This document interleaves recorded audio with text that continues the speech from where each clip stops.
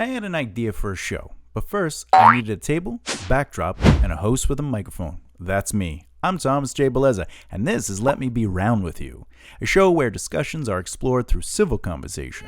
So I found 4 people I like and decided to see where today's topic goes in hopes we can inspire positive dialogue. Hello, welcome to another episode of me doing my radio voice on Let Me Be Round With You, a program set in a roundtable environment for open discussion, minus the fact that we are on the internet right now, so it's not really a roundtable, but please, it's proverbial. So today's episode is focused on never talk religion and politics with others. I'm Thomas J. Beleza, and I'll be your moderator for this exchange. As always, I'm joined by 4 beautiful, sexy, elegant, and educated guests, starting with Stephen St. Pierre, Samantha Jane Tilton, Justin Hunt, and of course, the ever-fabulous Texan herself, Sarah Lee Taylor. So, Stephen, before we get started, why don't you tell the audience a little about yourself as we move around the table? Hey, I'm Stephen St. Pierre. I'm New York born and bred. I'm an actor, writer, director, and comedian sometimes. And I work with the special needs population for over 15 years. They've taught me a lot. Yeah, no, that's definitely a great area to be working in. That's how I met my ex-wife. So, Samantha, we want to know a little bit about you. Why don't you give it up and tell us what you do? Awesome. Thanks so much. I'm glad to be here with everybody here. And so I'm Sammy Jane Tilton. I am an actor, casting director turned teacher and all that stuff. And I have my podcast. I have a podcast and YouTube show called Big Face.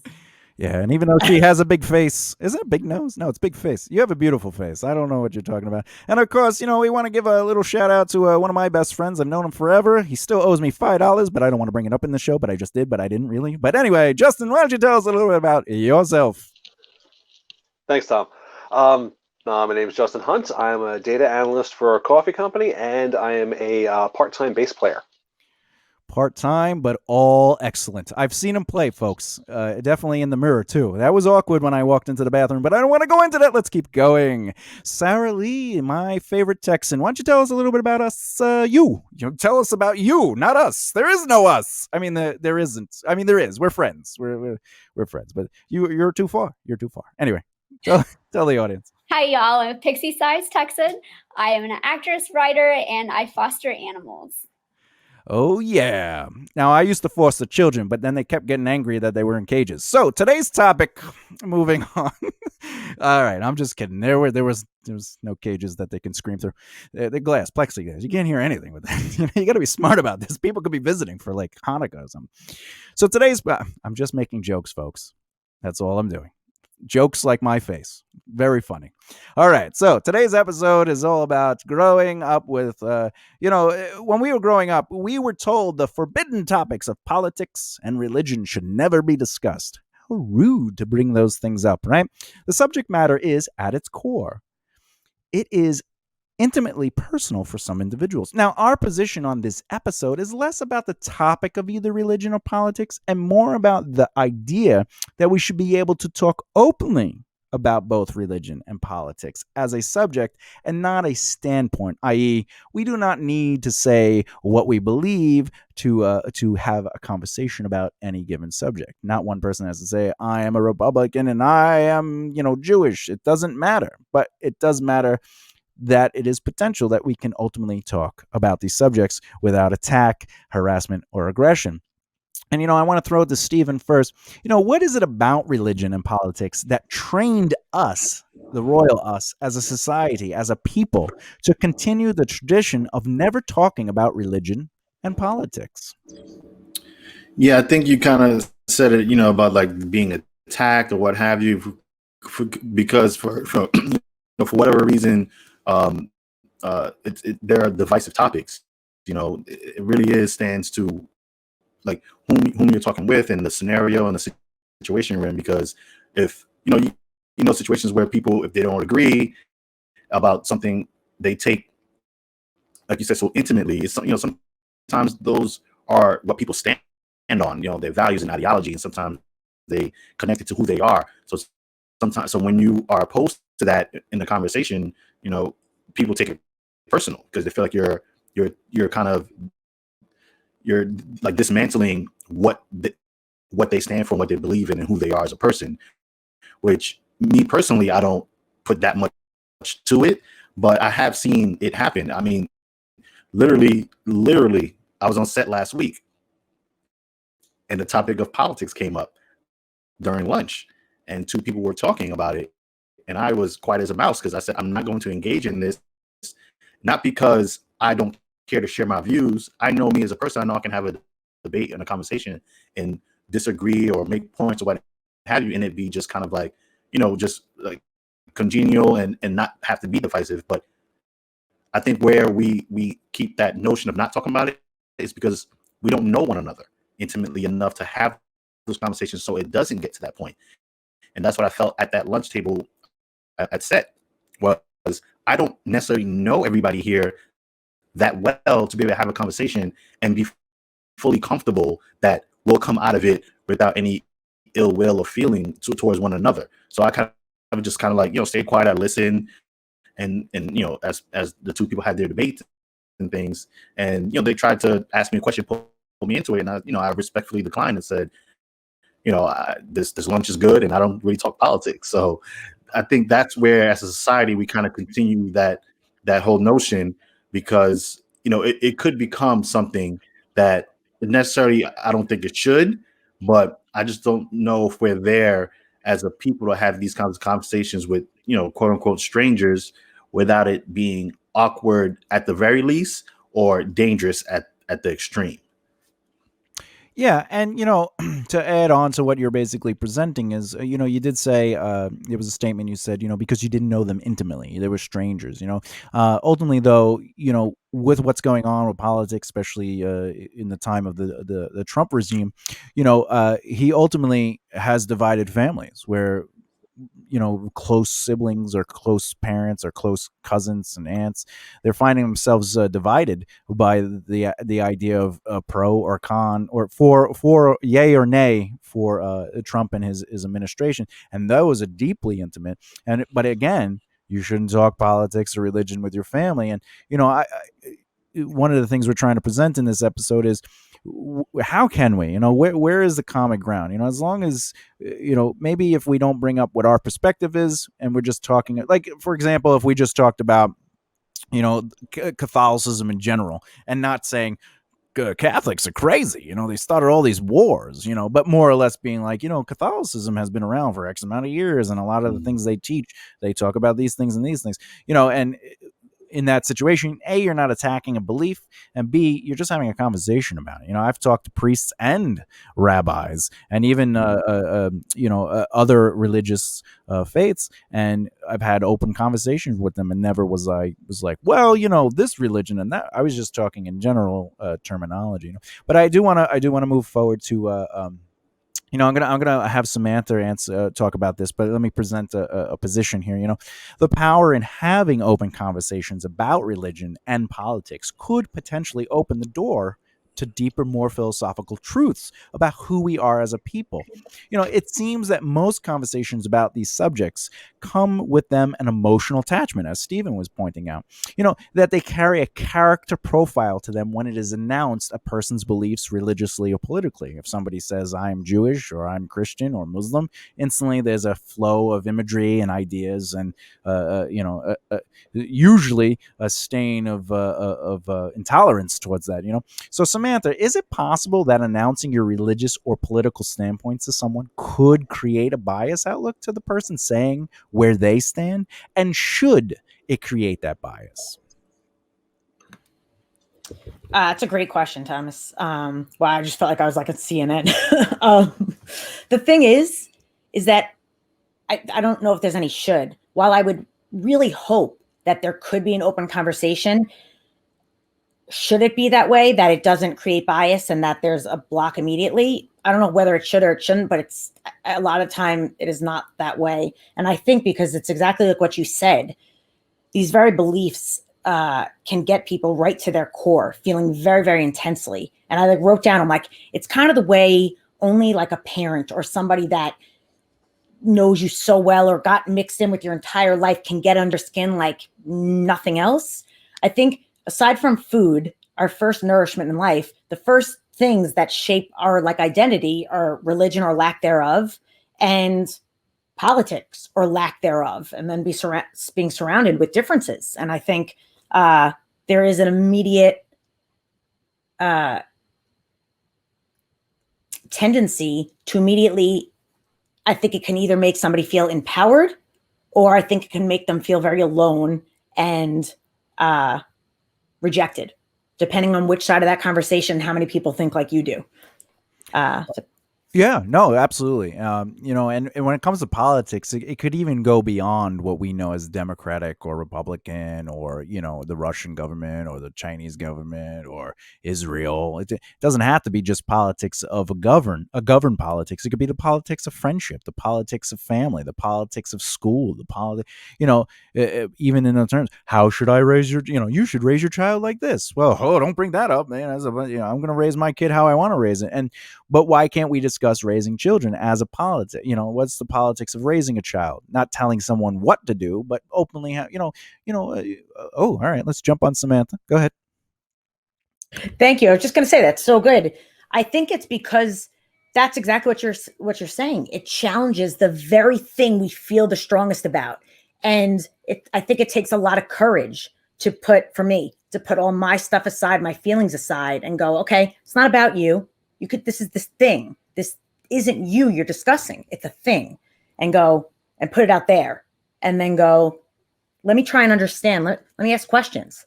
Let me try and paint it differently. Yeah, and you know, that's one of the reasons I'm even bringing this subject up, is the show is designed to talk about these things, because we can only learn from them, and we can get taken out of our comfort zone, but at the same time, can we get taken out of our comfort zone without being emotionally influenced by it? Like, again, it's not about you when we're talking about a subject. It's the royal you. It's about the subject matter in its hand. You know, why can't we? It's, you know, like school. You know, everyone has an opinion on school, and there's a politics to school. You know, how should school be ran? Should you go to school? Is school, you know? And at the same time, if we could have an open discussion, maybe, just maybe, school would have a better influence on its society, and because we're listening to the voices and not necessarily saying no to the voices, but just going, you know what? Let's just discuss that. Let's just have a conversation. And that's why we have leaders. They're supposed to listen to our concerns, our joys, our you know, bothersome moments in whatever government, state, or situation you are. And for them to just deny it and be like, no, I was voted by people, and my opinion and my thoughts is why they voted. So I'm just going to keep to this standard without choosing to evolve. Not saying everyone's like that, but you know, you do find people standing strong on what they stand strong on. You know, this is the truth about my blank, blank, blank, and that's the truth about my blank, blank, blank, and no one's going to tell them different, you know. And, you know, but moving on from the subject matter at hand, you know, I'm going to throw this to Justin, but let me just present the position, you know, I'm going to proposition you. A debate about the subject of religion or politics could bring us together when leaving out the emotional pound of flesh. Expressing one's position creates a natural divide to us, the royal us, as a people, cultural, racial, and even location. Justin, if education is power, how much power would there be in bringing people together to analyze subject matter in a general sense for us to have an understanding of the subject over the aspect of control for those subjects? That's a very good question. I think that's really where the power, like where all the power in the situation is, or where the power in the situation is and where it should be. Because there's, as of right now, there's an inherent us versus them mentality in any type of discussion about that. So if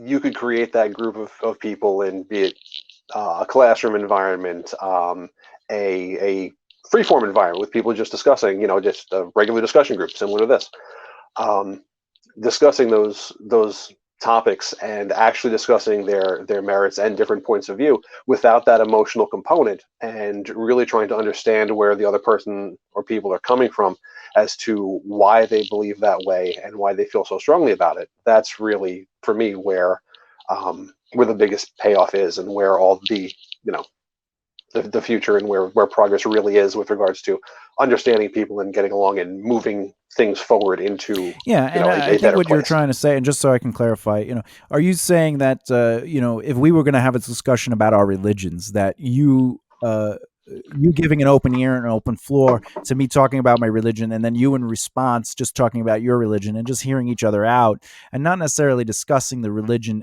as a general conversation, but allowing people to discuss what their emotions are towards that control. Is that what you're saying? That's right, Tom. Joking aside, yes. It is about being able to have that actual conversation, not just, I like religion. Do you? Yes, I like mine. Cool. About that the emotional content of what that individual's beliefs are, and how they came to that point in their life, and what my beliefs are and how I came to that point in my life, and how those things might be similar, even though we're on theoretically two opposite sides of a coin. Yeah, if you study religion, you'll see that Ra and Horus and all these people, they have the dead rises 3 days later, like Jesus, and then you have Muhammad and Jesus. They walk the desert, at the same time. Like you learn that there's a lot of similarities, and through all religions, and maybe there's similarities in all of us as people worshiping those religions, individually. And why can't it bring us together? Just because there's certain things that we don't agree on doesn't necessarily mean we're all wrong. But if you believe your religion or your politics are the end all be all, then are you truly worshiping the religion purely and worshiping your politics purely? Because isn't growth education? Isn't growth questioning? There are certain people, I've had conversations where they go in, and when they were going through school, Catholic school, to get their, to eat the bread and get their angel name, angel name, they were denied questions. They'd be like, well, this is what it is. But meanwhile, it's being reflected by the pastor, or in this case, the cleric or priest, where they're saying, this is what the Bible means. And then if you question that, you go, no. But if you go to another church, that pastor or priest is, or even if you go to temple, the rabbi is going to say this about that scripture. And you're going to be like, well, when I was in school, they said it meant this. Why are you saying it means this? So I understand what you're saying. It's good to get the point of views of those religions or even politics of their passion for it, because it helps us understand where they're coming from, which in turn could help us understand where we're coming from as an individual too. But I'm going to move on. So Sarah, I'm going to throw this to you. So I want to create a position for you. There are 4,300 known religions in the world. Who knows what unknown religions there are? For politics, for the political parties out there that you can find right now, there's 106 around the world, not including the 10 or so disbanded parties throughout multiple nations. So, Sarah, I'm curious on your outlook to the vast reality of these numbers that is consuming our small little blue planet in a great big star spread space in that black ocean of forever. Because do people place too much weight into these ideologies in a way that keeps them at a standoff position with life around us? I gave you the easy one. This one's actually interesting to me because being born and raised in Texas, religion is a super big part of being in Texas. And even I went to public school, and growing up, we had religion in school. We had a moment of silence. We were allowed to read our Bibles and stuff. And I don't think it changed. I think it changed whenever I was in high school, is whenever it grew into a huge debate. And now they didn't give you the option to do the moment of silence or anything like that. And just in a Texas standpoint, it's almost, it was nice to have that freedom of religion without worrying. But then it's also kind of scary, how much they pushed you into oh, you need to be in this religion. If you're not studying this religion, you can't be friends with that. I had somebody tell me that, my best friend was Buddhist, and because I was Baptist, my neighbor was like, you can't be friends with her. And it's just it's crazy that society has came to that point of why does that matter? You know, so you're talking about your journey, and it's beautiful that you're recognizing that, and you know, ultimately being in a place, you know, once you have that freedom, you realize not everybody wanted to do it in the first place. You know, as much as they were like, well, it's just prayer time, you know, and it's like, wait, I don't have to do prayer time. You know, it's like the moment I realized I didn't have to stand for the pledge to the flag. I don't have to stand. No, you don't have to stand. All right, because it says under God. You know, like why do I gotta? I don't think God cares about the flag. I just don't think he's like, you forgot the God part. Yeah, you know, God likes this flag because it has red and white and stuff like that.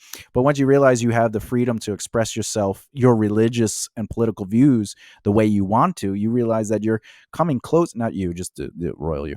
You're realizing that you're coming to an understanding of your connection to that religious view or that political view. When you're like, wait, I have the right to worship and the right to have a stance on politics how I want to. I don't have to follow, you know, a group mentality, a lemming, you know, a revolution of like, well, everyone have a moment of silence. And it's like, well, why do I got to pray at the table? I just want to eat. I'm starving. I just came back from an 8-hour, you know, a 9-hour day of work.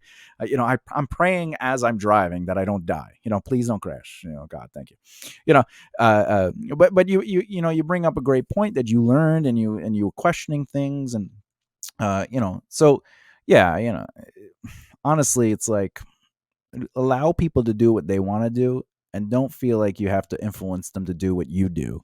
And I think that will allow us to have a stronger conversation. You know, my beliefs, no one in this room or pretty much in my life knows what my religion is, because I never want to come out and say, you know, let's say I'm Jewish. I'm Jewish because now I'm the Jewish guy, you know, and that's an issue, I think. And the moment I say, you know, whatever my political, like, let's say I go, I'm a Democrat, which I am definitely not a Democrat, but I'm not saying I'm a Republican though. And that's the thing. Like, are you a Democrat? No. Well, then you must be a Republican. It's like, why, how does not being a Democrat make me a Republican?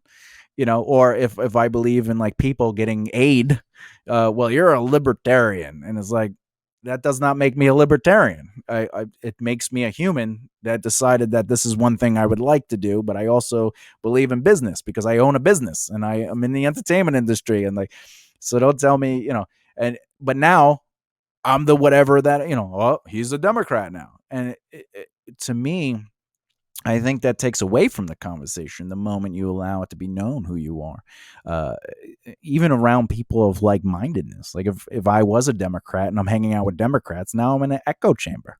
And, you know, how does that allow us to have an open discussion about something that might not necessarily be of our interest, to just sit there and go, well, Democrats A, B, C, D, E, and F, when it should be like, well, let's just talk about the counter arguments and let's talk about politics in general. Let's talk about things that aren't happening.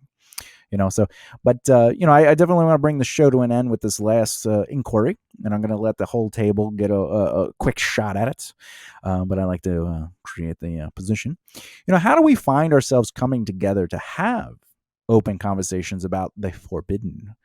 You know, religion, politics, sex, money, our rights versus freedoms, etc., etc. Is there a place in this world's future that will see people finding common ground for debate instead of fighting over I'm right and you're wrong? Stephen, we're going to let you have the floor first, and then we'll go around the table.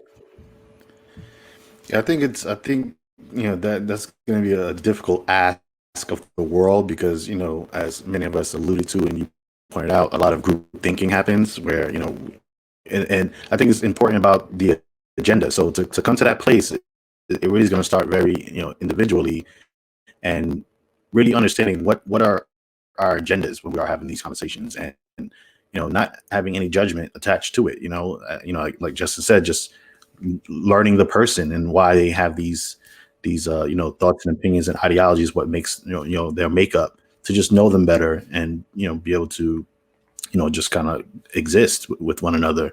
So I think, just, you know, to answer the question directly, it's going to be hard. I don't know. I don't have you know, the solution per se for us as a whole, but I know in my daily life, I just one by one, person by person. I try to just have open dialogue and show that there is no agenda, there's no judgment whenever I talk to somebody and I ask questions, because I genuinely want to just learn about you and not make any kind of blanket judgments about what it is that you believe in, whether it's politics, religion, or anything else, any other topic. And just to just learn more about a person. I think that's where it starts, just each one of us doing our part when it comes to just not judging, not having an agenda, and just wanting to just learn about the next human. Yeah, and real quick, what is an ideology? No, just kidding.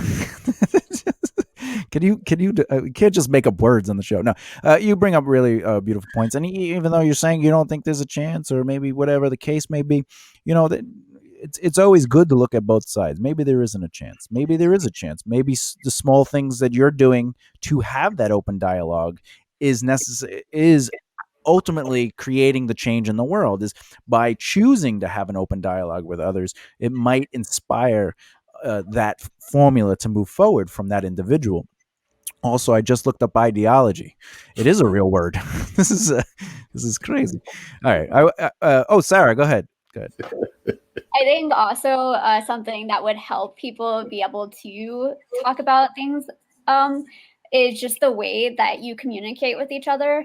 I think whenever things start getting heated, a lot of people don't know how to take a moment and like breathe and rephrase and, even walk away for a few minutes until you can like have a level head instead of like butting heads all the time. And I think that's like the most like important thing, is just to figure out how to communicate.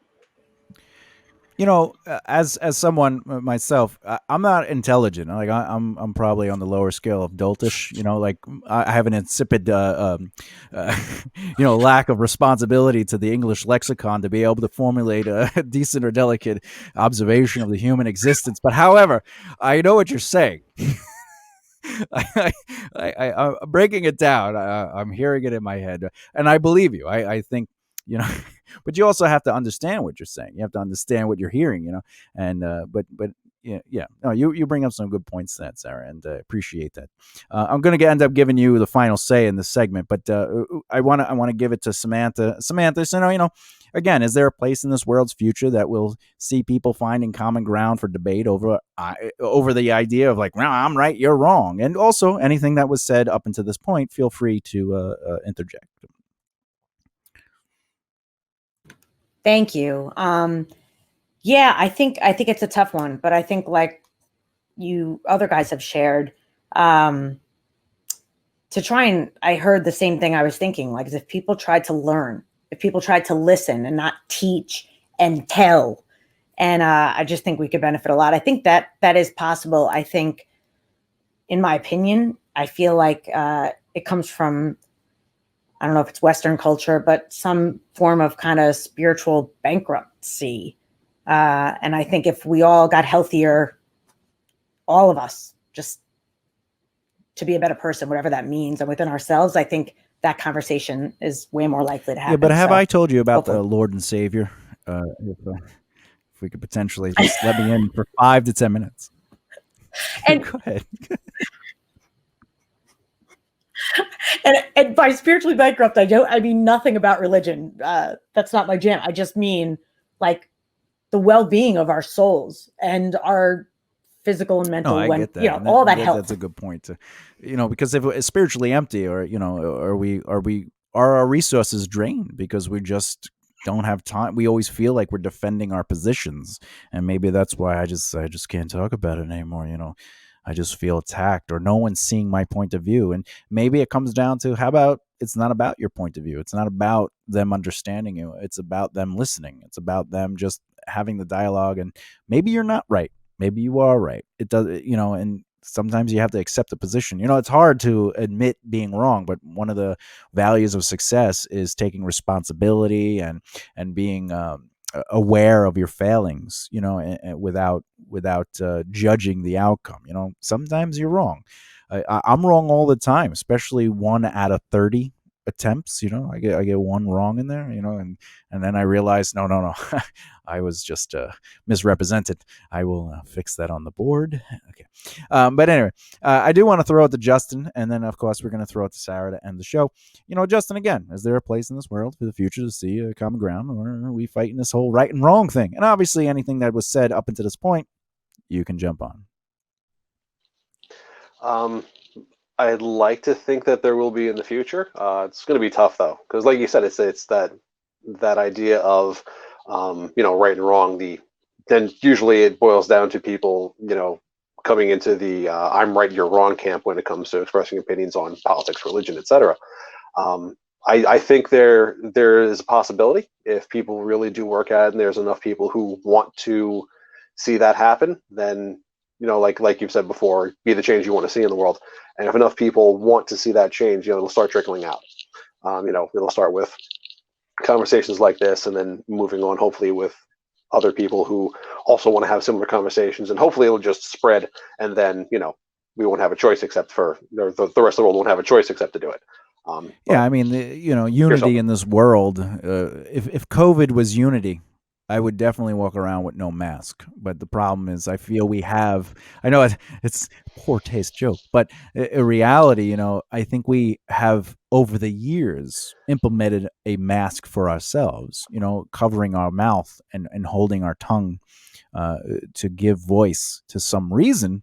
And reason doesn't necessarily mean that you're right. Just reason as in like, here's a point of view that maybe you didn't hear before. And sometimes that isolates us. In isolation, an army will never win a war if no one's talking to each other. Somebody needs to tell somebody to tell somebody to tell somebody. And if they're just like, well, I don't want to get in trouble, so I'm not going to tell them that Jim got shot, and we're going to try to hold the fort as far as possible. We have nobody here but, me and Christine, and honestly, we'd rather be playing the NBA, but the point of the matter is, you got to be able to be willing to talk. And to end the show, let's throw it on to Sarah, asking the same question: is there a place in the world's future where we can see people come to a common ground? And of course, if anything else struck your fancy to add to, feel free.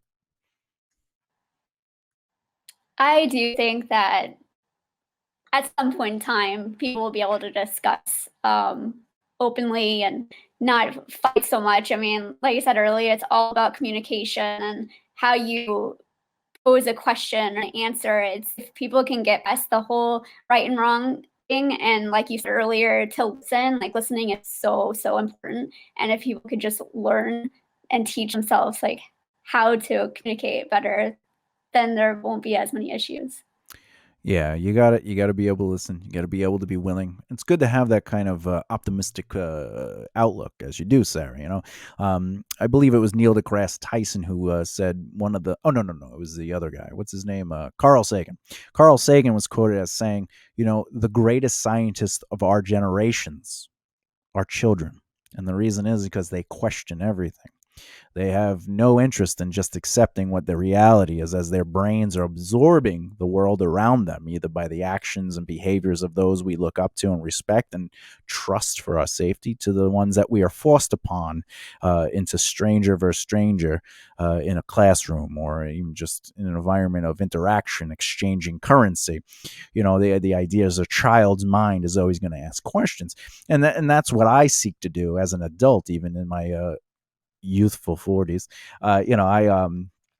Though some might say I look like I'm in my 30s if I definitely cover their eyes. So, but the point is, it's not that I question everything because I don't believe it. It's I question everything because I want to understand. And it's because I know without a shadow of a doubt the human brain is incapable of being able to process the absolute truth of whatever it is presented, because we are dealing with 5 senses and sometimes 6 if you can see dead people.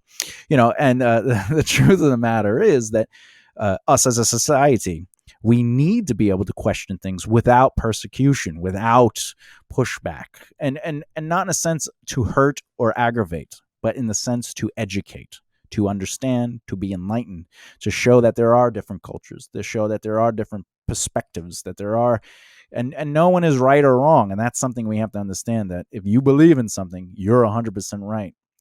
But that doesn't mean the other person is 100% wrong. And so, even if you do believe in something, if you're believing in it blindly, including politics, us as a human race needs to identify the fault in that reality, because the truth is, nothing is absolute. Even the world itself was once the center of the universe, and then it became flat, and then round, and then oblique.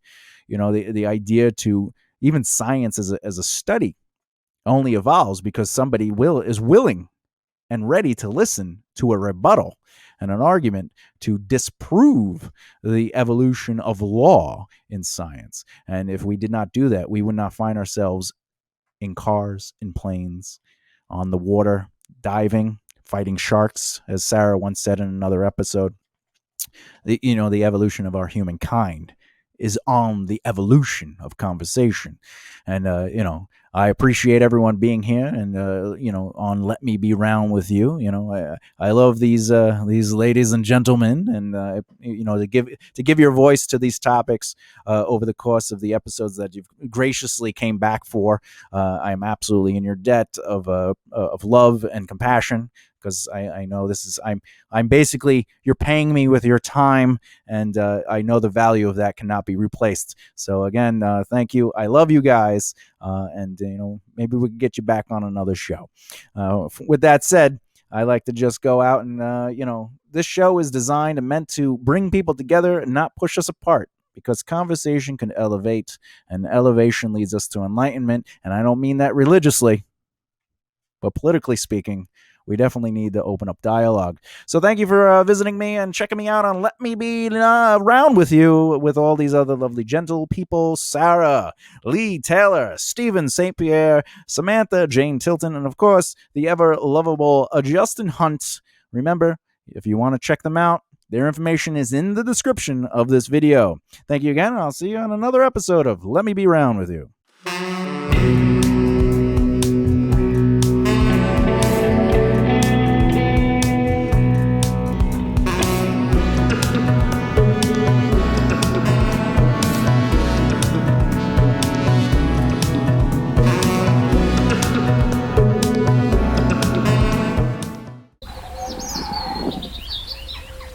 Oh dear,